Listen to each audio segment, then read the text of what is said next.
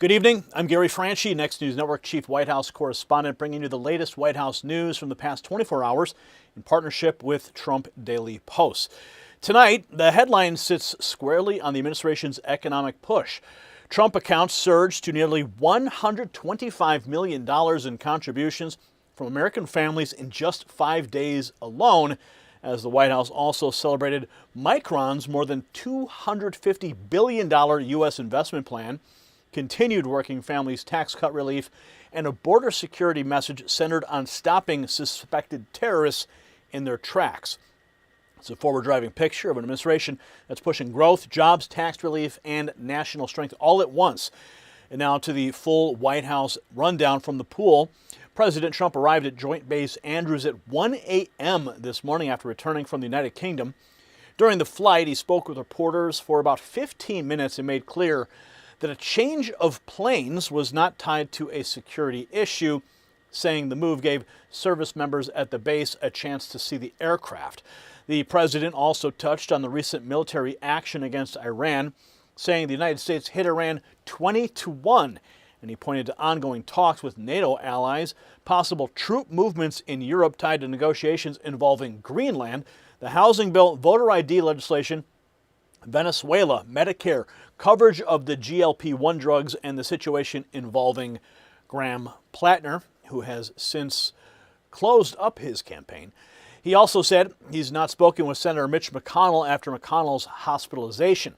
Minutes later, at 1:26, the president departed Joint Base Andrews. He waved to the press on the way out after speaking with reporters multiple times during the previous day.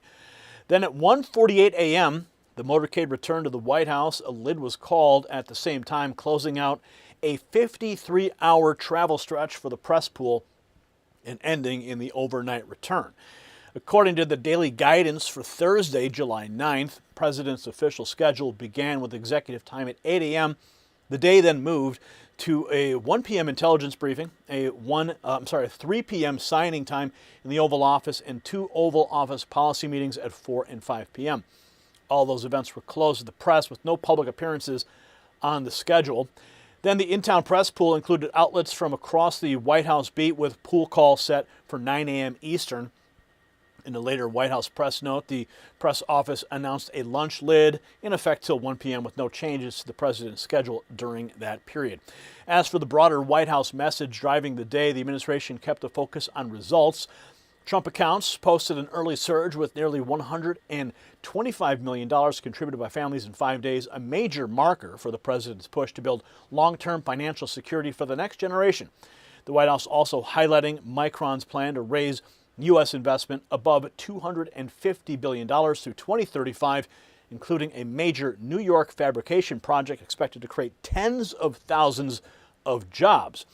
The administration also kept pressing the benefits of the working families tax cuts, including the expanded child tax credit for the policies of no tax on tips, overtime, and Social Security, while tying those kitchen table wins to a broader message of economic renewal. On security, the White House emphasized stronger border enforcement and the stopping of suspected terrorists, underscoring the administration's continued focus on sovereignty and law and order. And that is the White House picture from the past 24 hours. A late-night return, a closed-door day of intelligence, signing, and policy work, and a public message centered on investment, tax relief, jobs, and border security.